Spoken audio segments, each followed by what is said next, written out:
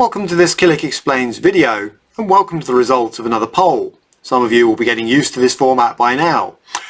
This time I asked what looked like a slightly flippant question at first glance, but actually has some quite serious messages underneath it. And that is, which of the following assets would you like to receive as a gift in 10 years time? And in order to create the poll, what I did was I took the first one Bitcoin at its current price, and then I equated that to how many of the other assets you'd need to be offered to have equivalence in today's terms. So that being a fair offer at prices when this video was being made, because obviously no one knows for sure what prices will be in the future. So on that basis the choices were one Bitcoin, and that attracted 22.8% of the poll responses, so a decent number. Then 9 Amazon shares, that being the roughly equivalent number to the nearest whole share you'd need to be offered today for equivalence to work, and that was the winning answer actually, with 45% of responses. Then 18 ounces of gold, and that attracted just over 26% of the responses I got. And finally a hefty 432 barrels of crude oil, and that was just 6% of the answers I received. Now, a gift in 10 years time. So let's think about this. What would be the criteria by which you might make a judgment call on which one of those would be your favourite gift? And I suppose one way of doing this, and this is the approach I've decided to take, is to come up with 4 criteria by which to judge these assets and then score them. And the scoring system is very straightforward. 2 points is pretty confident, 1 point is fairly confident, and 0 points is don't have much confidence. And the categories by which I'm going to score these assets are valuation, longevity, will they exist in 10 years time, you could look at it that way, liquidity, and security. Now there are clearly others, but it gives us a starting point. So let's do a comparison using my logic, perhaps not yours, in terms of which one is going to score most highly on all 4 criteria.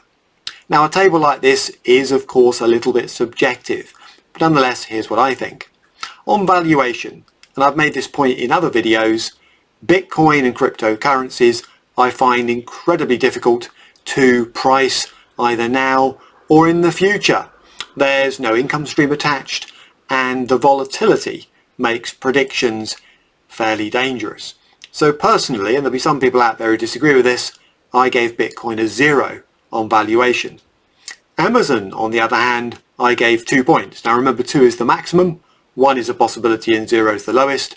2 points on the basis that I'm much more comfortable valuing a growth stock such as Amazon, even when that valuation creeps fairly high, as it is at the time of making this short video.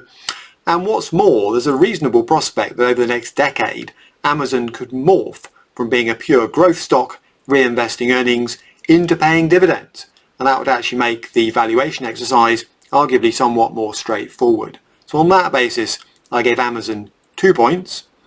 Gold I gave 0, and oil 0. Clearly there are people out there who have a go, know how to do it at pricing 0 coupon assets such as gold, such as oil, but the complexity of those markets limits my ability to do so. Next up, longevity. Do I think the asset I'm proposing you receive in 10 years will exist in a form that we currently know it, or something close? And again, with Bitcoin, I'm afraid 0 was my point score there. Now some people will be fuming at that, but there's no guarantee that the cryptocurrencies we know and love will exist in their current form. I suspect they'll exist in some form, but there are all kinds of regulatory hurdles apart from anything else, and competitive hurdles to be navigated first. Amazon, on the other hand, now I gave it 1 point here rather than the full 2 because it has a strong moat, as Warren Buffett would put it. There are lots of reasons why Amazon has advantages in the space it occupies, and those advantages will be slow to erode if indeed they can be eroded at all. There are threats, anti-competitive measures, for example, other firms jumping into that logistics space, cloud space, and so on. But nonetheless, Amazon has at least a partial ability to defend its patch. Gold has been around for absolutely centuries, so I don't see any reason why it won't be around in 10 years' time. And the same, I think we can safely say, is true of oil. So I scored them on longevity 2 points apiece. Now we come to liquidity, the ability to easily trade in and out of the asset in question. And here I scored Bitcoin and cryptocurrencies with a 1. That situation is improving from the days where, frankly, it was difficult to liquidate Bitcoin back into currencies, including the US dollar, should you want to do that. And it was quite difficult to spend it. That is changing, and I foresee bigger changes down the pipeline. So 1 point there. Amazon shares, on the assumption that Amazon exists in more or less its current form, highly liquid, low bid to offer spreads, so quite happy to give that 2 points. Gold and oil, some of you will be thinking, well, in physical form, liquidity can be a bit of a headache. The market liquidity is a bit more unpredictable, a bit more unstable, arguably, than it is something like Amazon shares. So, for example, there have been gold rushes where sources of gold, whether it be people, finding it, digging it out of the wardrobe, have suddenly hit the market. So on liquidity, and the reverse is true, I went for 1 point each for those two. Now, this is subjective. I accept that, so some of you may score these differently. And on security, well, I would have put cryptocurrencies very low, but I gave them 2 points here because in a decade's time, I think with some of the interest being shown in blockchain security from central banks and so on, I think that style of ledger will be secure, so 2 points there.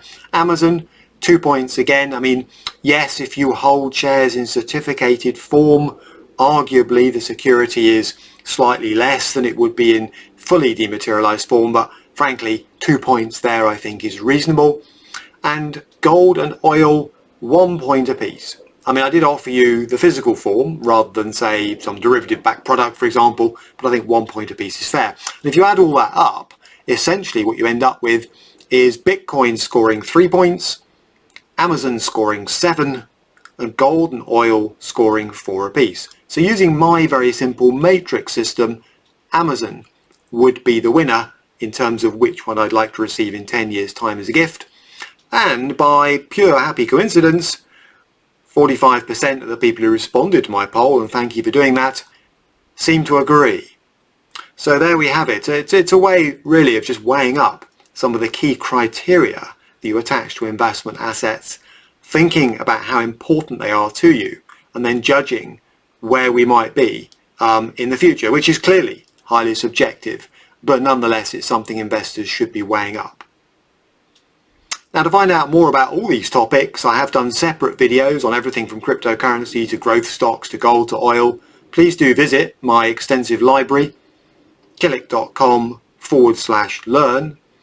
And should you want a copy of any of my guides, there is one on how to invest in equities, my educational guides, then please do ping me an email, editor@Killick.com.